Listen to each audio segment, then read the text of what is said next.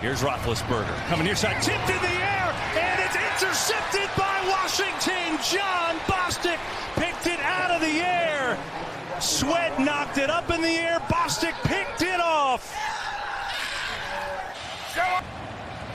11 seconds. Roethlisberger going for Ebron, makes the catch, and he's inbounds. That's going to run this game out.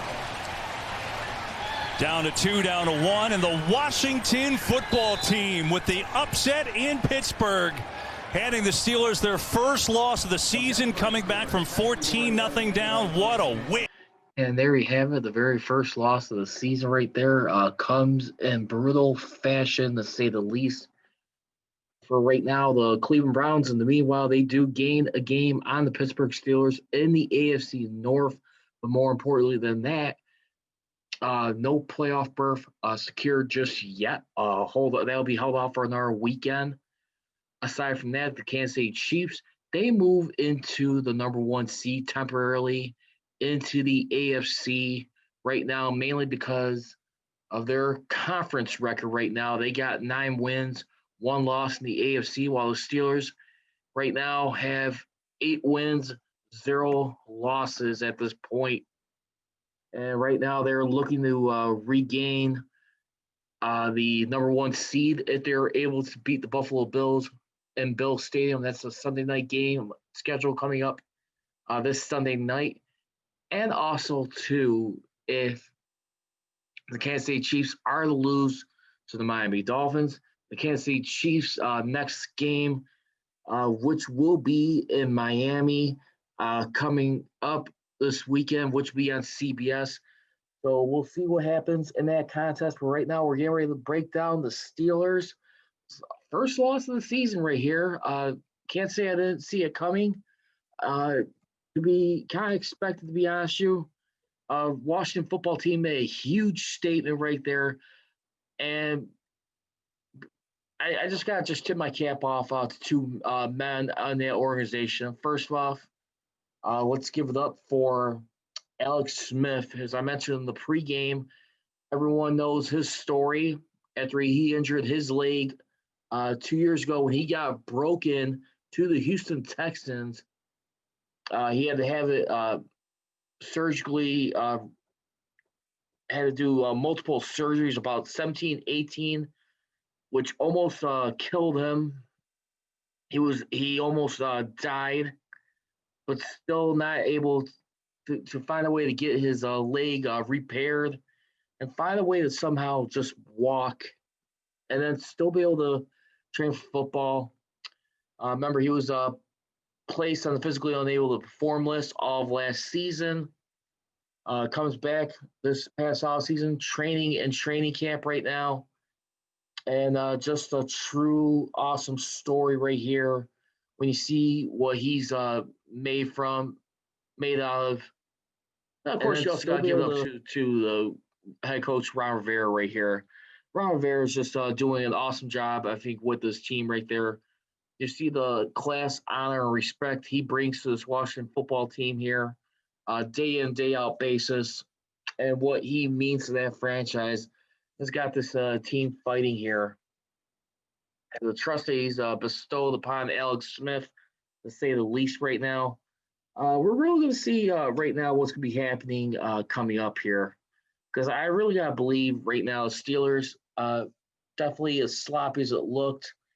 I mean, what's one of the main things, too, aside from the drop passes, some of these third and shorts here in this contest.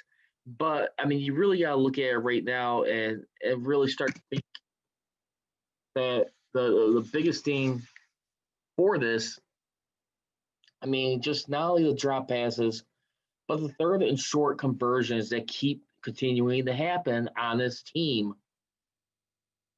I mean, we saw earlier in the second quarter today when the Steelers were up 7-0 at the 1 yard line. Banks Snell got stuffed.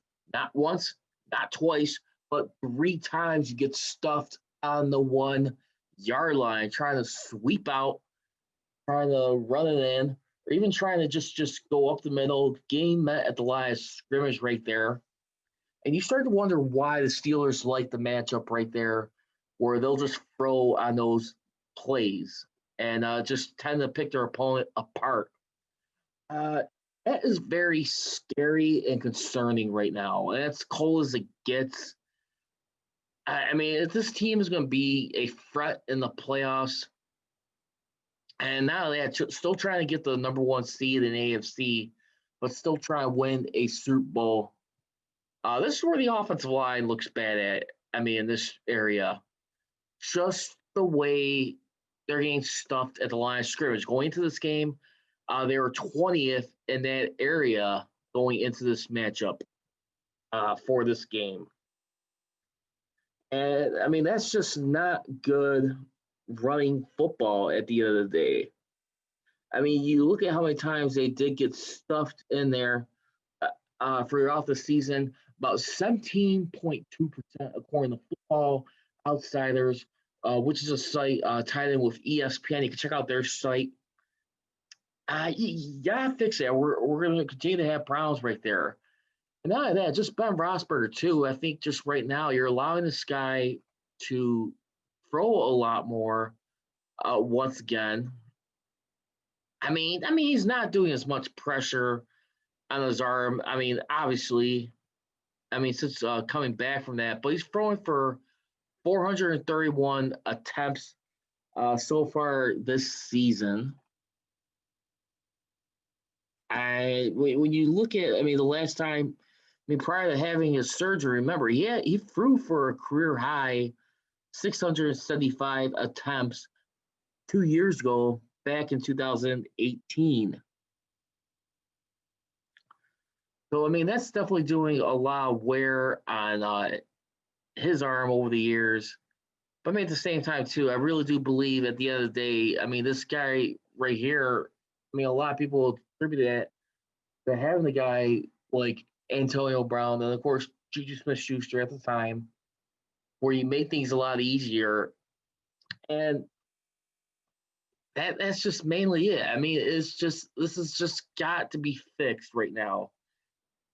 Listen, I was not expecting a perfect season for this team, but I will just continue to say, first off, aside from that, and from Ron Rivera, who's also coming off cancer, battling cellular core cancer, I want to say, whatever it's called. Congratulations to both those men. They deserve our respect first and foremost. I will say this right now, and Fernando, I'm going to have to say I totally disagree about being stinking way too bad today. I really do believe this stuff is fixable right now. You have James Conner out for the last two games. That did not help matters.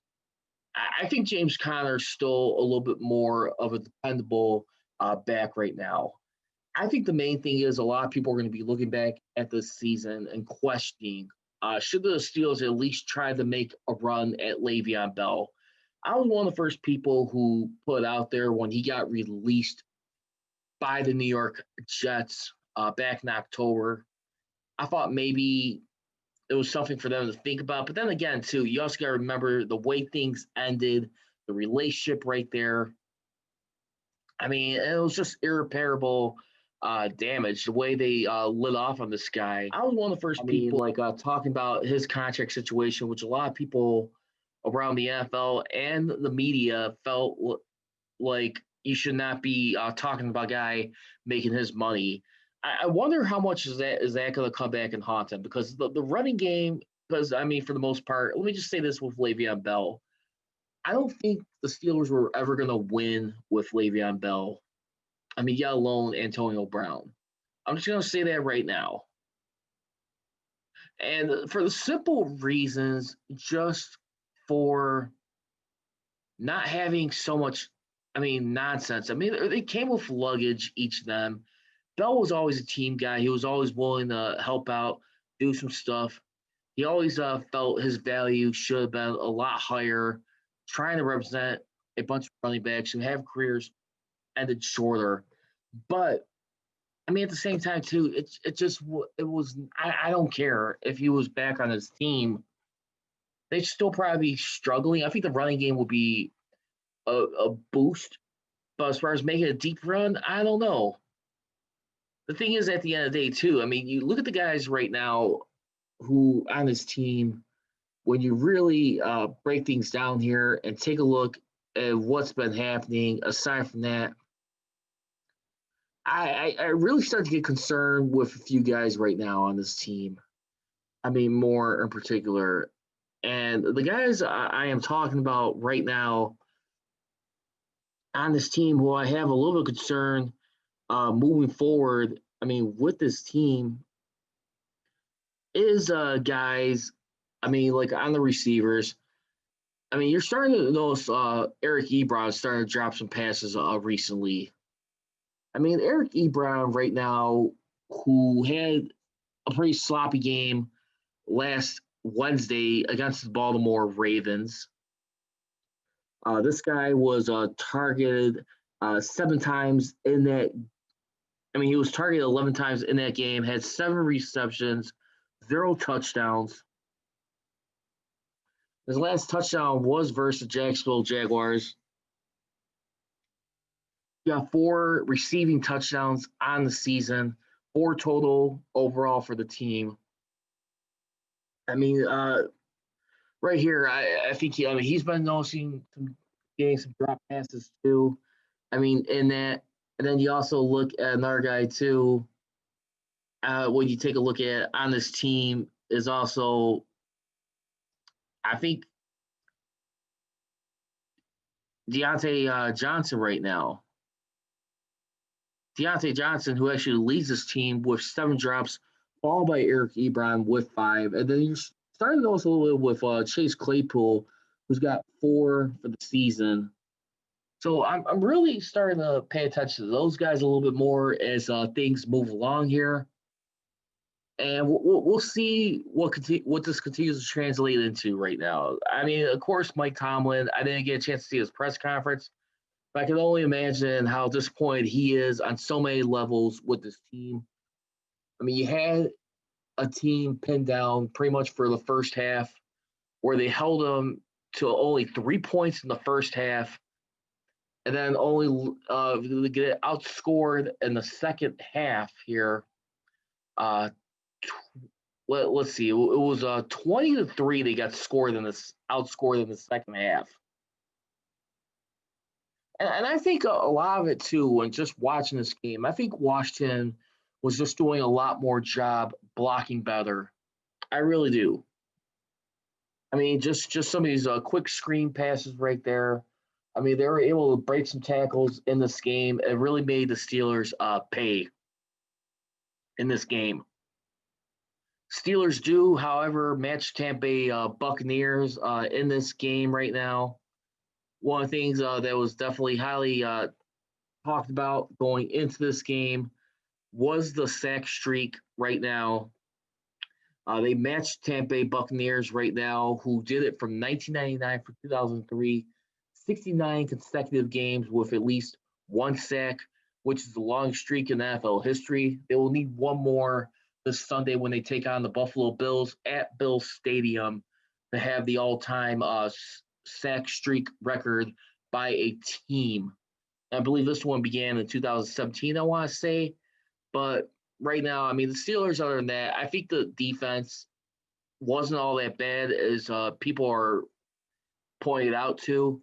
I definitely do feel like the thing is right now where Bud Dupree's presence is being felt so far, I mean, through this one game, is just a turnover playmaking ability. I mean, obviously, you got TJ Watt, who leads this team with quarterback hits and sacks. But I think just what Bud Dupree was able to do, just getting after the quarterback, forcing fumbles, forcing turnovers, just being a huge assist man or just being a one-man army at times, trying to disrupt plays here and the quarterback. You see, today the Steelers, they do get no turnovers. The only turnover of the game was the one by Ben Roethlisberger late in this contest. That was with a little bit over 2 minutes left to go. And you saw it right there. And picked off by former Steeler teammate John Bostic, by the way. John Bostic, who played with this team not so long ago. who had the game-stealing interception. I mean, he was signed back to a 2-year contract back in March of 2018. He wanted to go sign with the Washington football team in May of 2019.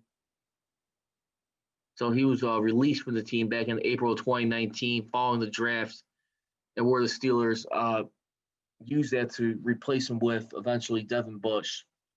So, I mean, one thing right there. So congratulations to him. I guess it's always sweet to still pay back your former team, but here's where it stands right now.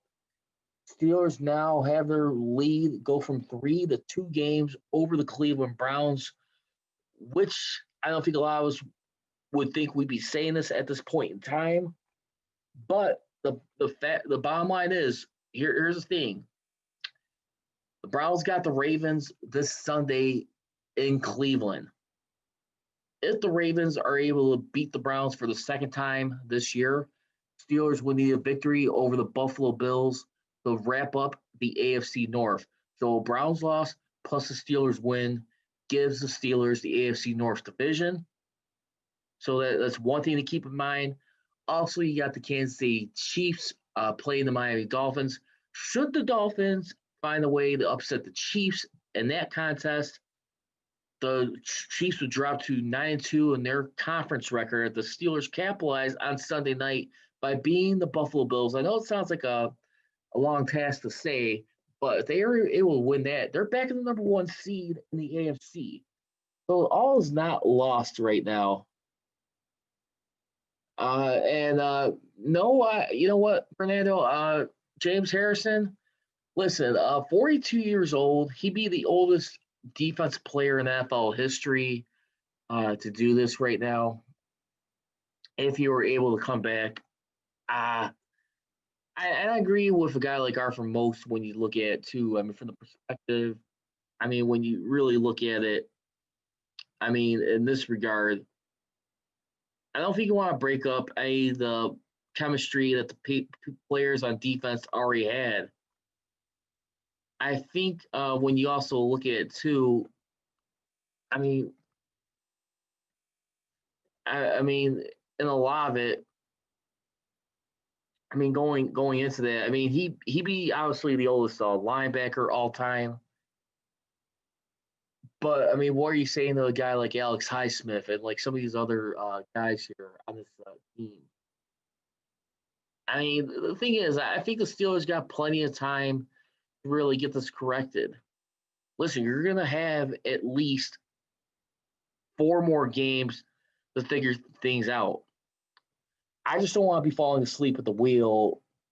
And then, I mean, even despite the fact that they do have the first half of the tiebreaker over the Browns, you want to be very careful. You don't want to be trying some ugly water here at this time. Because right now, when you really look at it, I mean, do you really want to mess with that chemistry right now? I mean, you still got Ola Adeni behind TJ Watt and Alex Highsmith and J. Roland Elliott. The thing is, too, I mean, you're still going to have to wait a couple of weeks. He's going to have to self-isolate. So even if he was ready to play, I think the game he'd be ready at the earliest will be against the Colts if things were to go according to plan. I'm not so sure if it's necessary yet, considering I really believe he's moved on. Yeah, he's always going to keep himself in great, mad physical shape, as we see. I mean, obviously looking at the DraftKings commercial, but at the same time, as we all know, it's a heck of a lot different to be tackling a person on a commercial than it is to see how you would do putting on the pads, going into practice, and doing it out on the field. Again, we are talking Steelers versus Washington football team. Steelers' first loss of the season. They have their AFC North lead now sliced to 2 games right now. Still needing a Browns loss plus the Steelers win would give them the AFC North crown right now. Again, if you guys want to follow me on social media, you can definitely follow me on Twitter and Instagram at Prodigy Richey for the Mass Steel Podcast. On Twitter, it is at Mass Steel CJR, at Mass Steel Nation on Instagram. So let's go ahead and get into a little bit more right now. Following this loss right now, one of the things too we heard was with Joe Hayden. Aside from that, Mike Thomas said that Joe Hayden he had a concussion, and that Spillane is a knee injury that is still being evaluated. So let's keep our fingers crossed that Robert Spillane will be okay. Hopefully, this is not another lost guy for the season as we look at things. Because that was one of the heartbreaking news is last week when we found out late Wednesday evening that he was going to be gone for the season. They tore his ACL. I'm talking about Bud Dupree. I mean, for that regard. So we'll find out a little bit more on that as we move along here. And I just really think the things that just stood out for me, once again, the red zone in this contest, the Steelers go 1 for 3 in the red zone. And then you look at their previous matchup against the Ravens. I want to say they went 1 for 2 in the red zone in that game that they won by 5 points. No, it was actually 1 for 4. So excuse me, 1 for 4 and then 1 for 3 today in this contest here. I mean, aside from that, so you're 1 for 7 in your last 2 games. That's definitely a very not good news right there. Alex Smith, he earns his first career victory at Heinz Field. He never won there before. Up until now, he is now 1-3 lifetime against the Steelers, getting his first victory as a member of the Washington football team. But once again, congratulations to him. And also congratulations to those 1972 Miami Dolphins, the late, great Don Shula who's watching from above. I just wanted to say we salute you guys. It was an honor to start off this way. Perfection is obviously the last thing on Steelers' minds, but just winning the Super Bowl is more important than anything aside from that. So just once again, congratulations. You guys still hold the record, one of the longest records in NFL history. The only team to ever complete a true perfect season all the way through from start to finish, the regular season, and to win the Super Bowl at 17-0. So congratulations. Break out the champagne bottles, Miami Dolphins, Larry Zonka, Manny Fernandez, Brian Greasy, all those guys, Paul Warfield, Garo Zupremian, all those guys right there who have been watching this right now, including Mercury Morris, who's one of the running backs with Larry Zonka. So congratulations to those men. You guys deserve it. I salute you guys right now. And keep on protecting that record. I don't blame you guys. The Steelers in this contest, they record 17 drops in this ball game, which continues to be the story following this team into this week. While you had a team like the Washington football team, who in this contest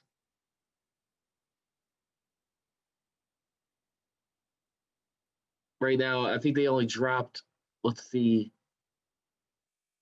going into this, I think it was just way much more than that. Hold on. So for the Washington football team, they had 31 receptions, 44 targets.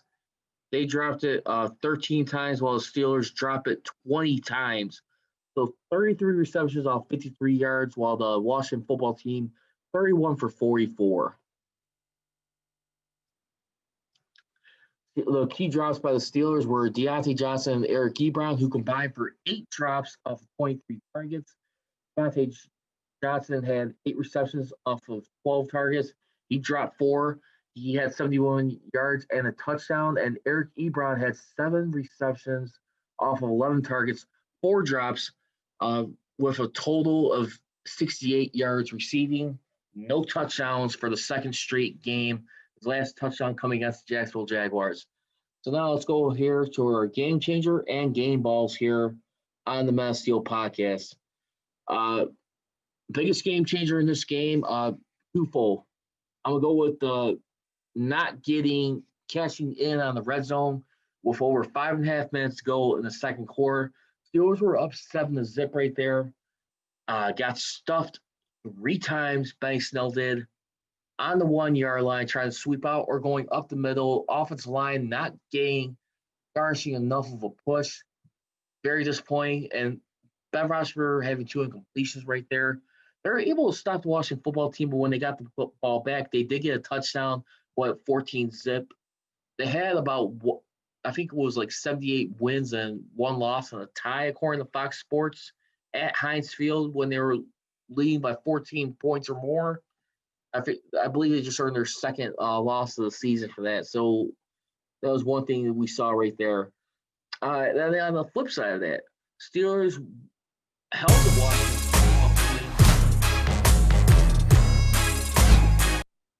2-4 it out, but a late flag on TJ Watt for defensive holding. Let's hear how the Washington football team got held on defensive holding on the opposite side. The difference was Washington football team was able to haul off the Steelers. That holding call right there was huge right there. Washington football team made the Steelers pay for it.